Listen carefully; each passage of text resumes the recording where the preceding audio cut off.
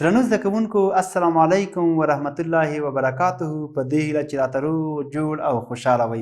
ګرانو زده کوونکو زموږ تاسو نننی درس چې دی د ډبرو سکاره دی. د ډبرو سکاره درس به وایو، کتاب کې به راغلي لغتونه ټول معنا کوو، درس به تشریح کوو، همدغسې به مخته ځو.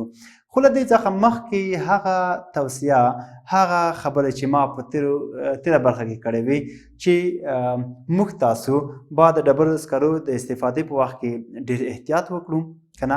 د هغو په استفاده کولو کې ډېر کوم ټکي چې ډېر مهم و هغه باید په نظر کې ونیول شي. صحیح دی. هغه څه چې موږ تاسو ته ضرور دي چې د هغو استفاده، یعنې لکه د ډبرو سکاره یا همداسې نور توکي چې دي د استفاده کولو په وخت کې باید ډېر پام وکړو، ډېر احتیاط وکړو، ډېر متوجه وو او هغو کې څنګه بې پروا ونه اوسېږو. سمه ده چې په هغو کې یو د ډبرو سکاره هم و او خبرې ورباندې وکړي چې باید بېغوري ورسره ونه شي، ځکه چې بېغوري وشي یا بې پروایي وشي نو له ډېرو ستونزو سره به خدای نخواسته یا خدای مکړي مخامخ شوي وو. سمه ده. ښه درنو زده کوونکو، زموږ تاسو درس چې دی 14 لوست د ډبرو سکاره کتاب ته مو ګورئ 28 لوست دی. څه دی؟ 28. سمه ده. ښه، دلته یې موخه لیکلې، هدف څه دی؟ هدف د درس څه شي دی؟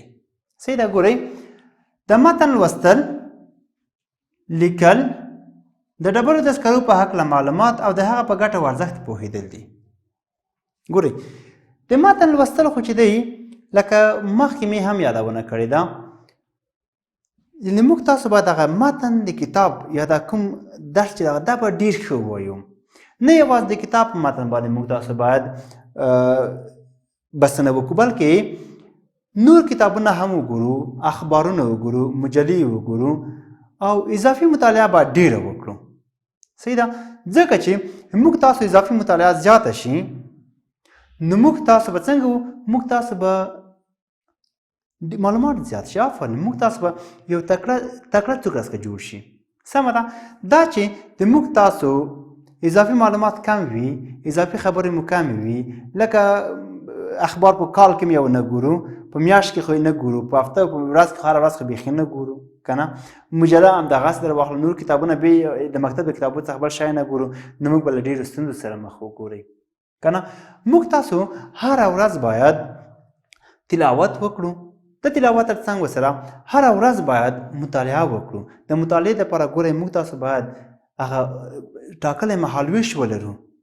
صحیح ده چې په کوم وخت کې کوم کتاب مطالعه کوم، په کوم وخت کې کوم کتاب، په کوم وخت کې کوم کتاب. که چیرې لاسرسی وي باید ټولې ورځپاڼې وکتل شي، که نه معلوماتي اخبارونه خو باید وکتل شي، مجلې خو باید وکتل شي. سمه ده.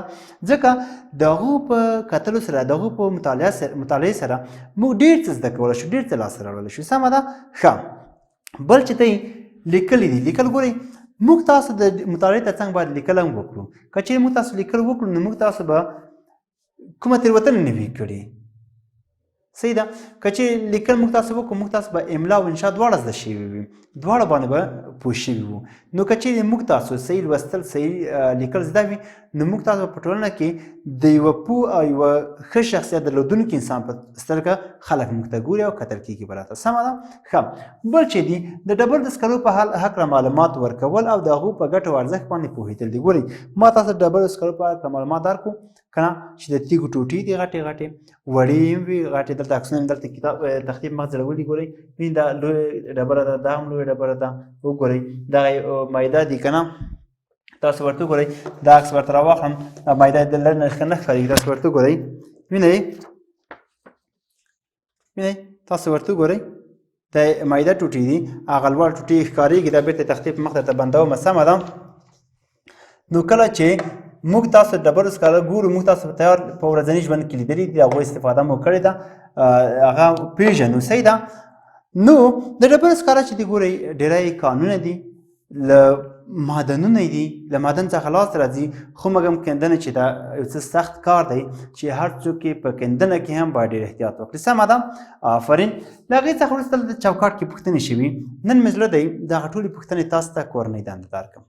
صحیح ده دا کورنۍ دنده به تاسو درکم تاسو به دا خپله دا معلومات پیدا کوئ چې ډبرو سکاره څه شي دي له چیز څخه لاسته راغلي دي له چیز څخه لاسته راځي څه رقم دي او دا هلته مثال کومې ګټې لري دا به ټول دلته پوښتنې دي 4 پوښتنې دي درته وایم تشریح کوم درته او دا به ستاسو کورنۍ دنده وي سمه ده ځکه ستاسو کورنۍ دنده نن متن لیکل چې دي ډېر کم دي یعنی دوه وړه پاراګراف درس دی او دا کورنۍ دنده چې دا د پوښتنې چې دا به ستاسو کورنۍ دنده وي سمه ده چې تاسو خپل ذهن نه کار واخلئ پوښتنې وکئ ډېر شی زده کړئ سمه ده ښه ورته ګورئ اوله پوښتنه چې شوې ده وایي آیا تاسو د ډبرو سکاره لیدلي دي د ډبرو سکاره مو لیدلي دي دا خو ډېره ساده پوښتنه ده لیدلي مو دي آفرین موږ تاسې ګورو بالخصوص په ژمي کې څومره ډېر وي که نه چې د بازار ته کله لاړ شو ټول خلک څنګه دي د ډبرو سکاره ډېری خلک یې خرڅوي خو ډېر خلک یې اخلي که نه هغه یې سوځوي استفاده کوي صحیح ده دا پوښتنه خو ډېره ساده وه بله نور هم ساده پوښتنې سختې نه دي خو دا ستاسو کورنۍ ده نه زه فقط یوازې پوښتنې تشریح کوم درته نور به ځوابونه تاسو راوړئ راته بله ورځ سمه ده ډېر ښه د ډبرو سکاره له کوم ځای څخه لاسته راځي پوښتنه یې کړې ګورئ مخکې مې خپلو خبرو کې اشاره هم ورته وکړه هغه ځای چې له هغې څخه د ډبرو سکاره لاسته راځي هغه کوم ځای دی څه شی دی آفرین ډېر ښه تیار مو زده دي خو بله ورځ به له خیره صحیح راته تشریح کوئ نور هم ښه لکه موږ تاسې د ډبرو سکاره چې لاسته راوړو ګورئ یو خو دی مثال هغه ځای چېرته چې په رشید لرګي خرڅېږي ډبرو سکاره هم ورسره خرڅېږي ډېری ځایو کې یا مثال ژمي دوکانونو کې خرڅېږي یو خو داسې لاسته راتلل دي بل هغه اصلي منبع یې کوم ځای ده اصلي سرچینه یې کوم ځای ده صحیح ده په دې به بحث کوو سمه ده ډېر ښه بله پوښتنه شوې ده سکاره له څه څخه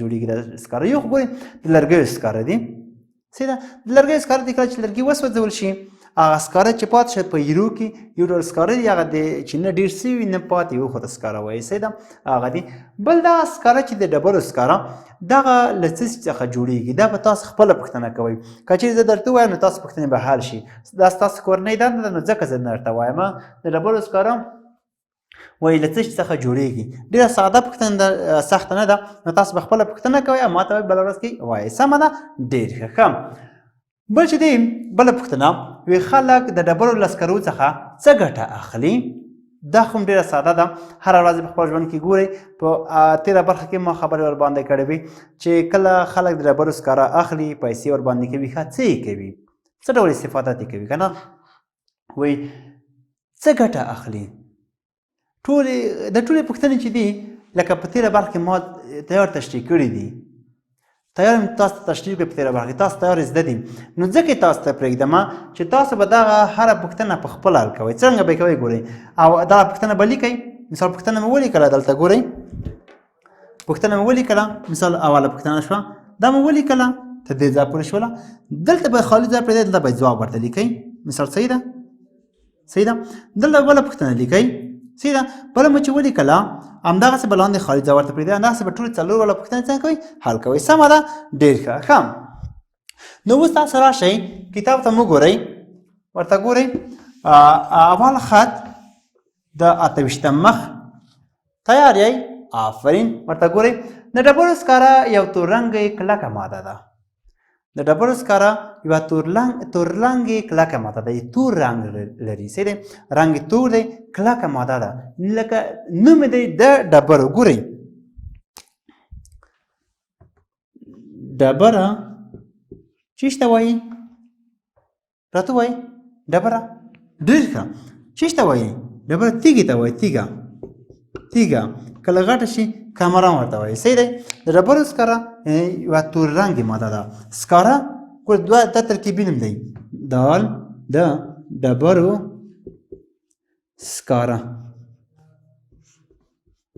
ګورئ هم وکتو د ډبرو سکاره صحیح شو یا سنګزغال هم ځینې خلک یا په دري کې هم ورته سنګزغال وایي صحیح ده د ډبرو سکاره دی یوه تور رنګې ماده ده کلکه ماده ده کلکه ده لکه تیږه سمه ده او چې تر ځمکې لاندې پیدا کېږي کوم ځای کې پیدا کېږي د ځمکې لاندې ګورئ تاسو پوښتنې خپله ځوابېږي ښه چې تر ځمکې لاندې څنګه دې پیدا کېږي یعنې ما خو درته وویل چې هغه به کیندل کېږي هغه هلته معدن لري هلته یعنې کیندنه یې ډېره سخته ده ښه چې کله یې لاسته راوړي د ډبرو سکاره زموږ د ګران هیواد افغانستان په ډېرو ولایتونو لکه هرات، بامیان، پروان، بغلان او بدخشان کې پیدا کیږي. ګورئ موږ تاسو په هیواد کې په کومو سیمو کې د ډبرو سکاره پیدا کیږي؟ صحیح ده، په کومو سیمو کې پیدا کیږي؟ نومونه یې راته واخیستل. ګورئ هرات دی، یو بامیان، پروان، بغلان او بدخشان. په دې سیمو کې څنګه دي؟ په دې سیمو کې ډېر پیدا کیږي د ډبرو سکاره. سمه ده، آفرین. له هغې څخه وروسته ګورئ بل چې دي زموږ هیوادوال په ژمي کې د کورونو او دفترونو په تودولو کې له دې سکرو څخه کار اخلي. ما خو مخکې درته ویلې کله چې ژمی شي هوا به یخه شوي، واوره وورېدله، یا مثال که واوره هم ونه ورېږي چې هوا به یخه شي، خلک بخارۍ کېږدي په خپلو کوټو کې او په خپلو دفترونو کې. کله چې بخارۍ یږدي یا هغه بخارۍ چې مثال ګازي نه وي، صحیح ده، د زغالي بخارۍ وي یا د ډبرو د سکرو بخارۍ وي، نو دوی بیا د دغو سکرو څخه استفاده کوي. صحیح ده، دا سکاره څنګه کوي؟ استفاده کوي او سوځوي یې. ښه، ډېر ښه. په فابریکو کې د سون د توکو په څېر کارول کېږي. ما خو درته ویل چې مخکې درته ویل په تېره برخه کې کله چې فابریکو ته راشي د سون موادو په ځای باندې چې هلته هغه سوځوي، یعنې د لرګیو په ځای یا د ګاز په ځای که نه یا د تیلو په ځای دغه استفاده کوي که نه. دا چې استفاده کول نو دا یې بله ګټه شوله. ګورئ د استفادې بل ځای شو. سمه ده. ښه، موږ باید کوښښ وکړو چې د ډبرو له سکرو څخه په صنعت کې او هم د سون د موادو په څېر له هغو څخه کار واخلو. ګورئ هم په صنعت کې باید استفاده ترې وکړو، هم یې وسوځوو، ځکه دا یو څه دي چې موږ تاسو هغه استفاده ترې وکړو. دا د انسان د ګټې لپاره دي. صحیح ده، نو چې ګټې لپاره شول، د فایدې لپاره شول، نو موږ تاسو باید فایده ترې واخلو، ګټه ترې وکړو. صحیح ده، آفرین. ښه، دا کار له یوې خوا اقتصادي او له بلې خوا د ځنګلونو په ساتنه کې هم مرسته کوي. خو ما خو درته ویلې ګورئ دا چې شو هم اقتصادي شو او هم مو ځنګلونه ونه وهل، هم مو د ځنګلونو د ساتنې لپاره مهم دي. ځنګلونه څه لګن ګورئ که چېرې مثال سکاره استفاده نه کړو د ډبرو سکاره، موږ تاسو باید لرګی استفاده کړو. کله چې لرګی استفاده کوو نو لرګی مالته ونه مجبورې راوایي. کله چې ونه وله موږ تاسو ځنګل له لاسه ورکوو. صحیح ده، کله ځنګل چې له لاسه ورکړو ډېره شتمني له لاسه ورکړه. سمه ده. نو د ډبرو سکاره چې دي هم اقتصادي تمامېږي، موږ تاسو ته یعنې په کمو پیسو لاسته راځي، او هم مو د ځنګلونو د ساتنې لپاره یو مهمه لار ده. صحیح ده چې د دوی څخه استفاده وکړو. ګورئ درس زه درته وایم د مخه یو تاسو غوږ ورته ونیسئ. د ډبرو سکاره یوه تور رنګې کلکه ماده ده چې تر ځمکې لاندې پیدا کېږي. د ډبرو سکاره زموږ د ګران هیواد افغانستان په ډېرو ولایتونو لکه هرات، بامیان، پروان، بغلان او بدخشان کې پیدا کېږي. کتابو ته مو ګورئ. آفرین. دویم پاراګراف سر. زموږ هیوادوال په ژمي کې د کورونو او دفترونو په تودولو کې له دې سکرو څخه کار اخلي. په فابریکو کې د سون د توکو په څېر کارول کېږي. موږ باید کوښښ وکړو چې د ډبرو له سکرو څخه په صنعت او هم د سون د موادو په څېر له هغو څخه کار واخلو. صحیح دی، دا کار له یوې خوا اقتصادي او له بلې خوا د ځنګلونو په ساتنه کې هم مرسته کوي. پوه شوئ په؟ آفرین. درنو زده کوونکو، موږ تاسو درس نن همدومره و. تاسو به دغه درس په خپلو کتابچو کې ولیکئ، دا پوښتنې به ځواب کړئ. نو بل ساعت کې به انشاءالله زه دوی پوښتنه کوم او کوم لغتونه باندې چې نه پوهېږئ لاندې خط راکړئ، کاشکې زه به یې تاسو ته معنا کوم. سمه ده، تر بیا هم په خدای سپارم. ښې چارې.